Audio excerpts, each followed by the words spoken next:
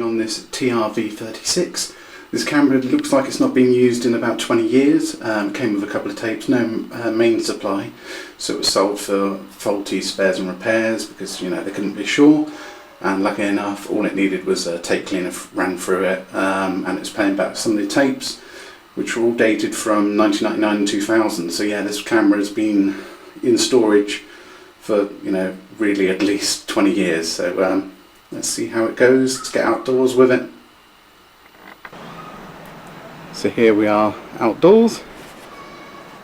Rain's holding off at the moment. So yeah, this camera, it's a mono unit. It's got a flippy out screen, halogen light, but it does unfortunately lack steady shots. So somebody like me with shaky hands, not so good when you start zooming in. It sort of falls apart. When you're doing something like this wide, then, you know, it's not really that noticeable at all. As soon as the moment you turn it around, try and zoom in anything in the distance, it's, you know, way all over the place.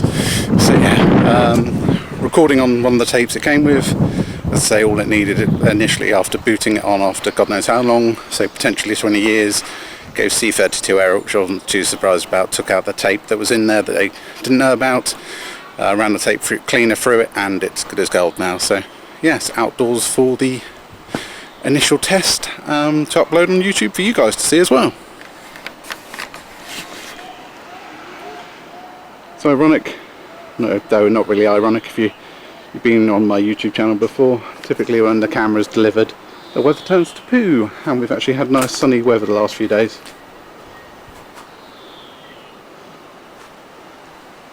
It was all looking nice and sunny the last few days, and all the plants blossoming and so on, but not today.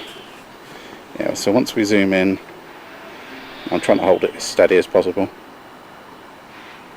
Yeah, I mean, it's at that sort of range, it's going to get a bit shaky anyway, even with steady shot, to be fair. This is with digital zoom off, which I always turn off the moment I get a camera.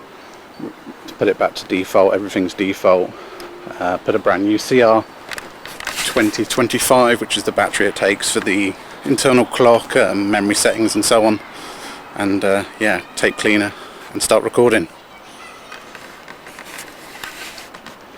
I've got a few different cameras on the way at the moment, actually 4 in total, one of which I'm more excited about than the rest, which was sold as working. It's an i8 XR unit, the model that basically replaced the TR1100 I've got. I think it's the 3200.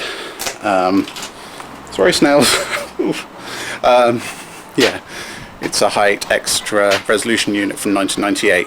So that's coming. This is coming. I've got 2 more, which all, apart from that, apart from the more expensive one, all the other ones I bought is sort of, one of them was even a £10. It's going to go in a skip if you don't want it, because they don't know if it works. Which is strange because it's got main supply, but they've got no tape, so lucky for me they took a £10 offer.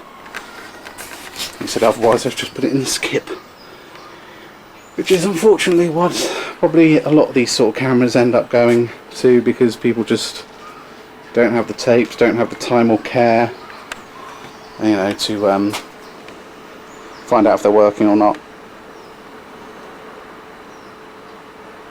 But yeah, this is standard i8. It's not an extra resolution. It's 1998 unit. Seems to be most of my camera collection is from 1998 at this point.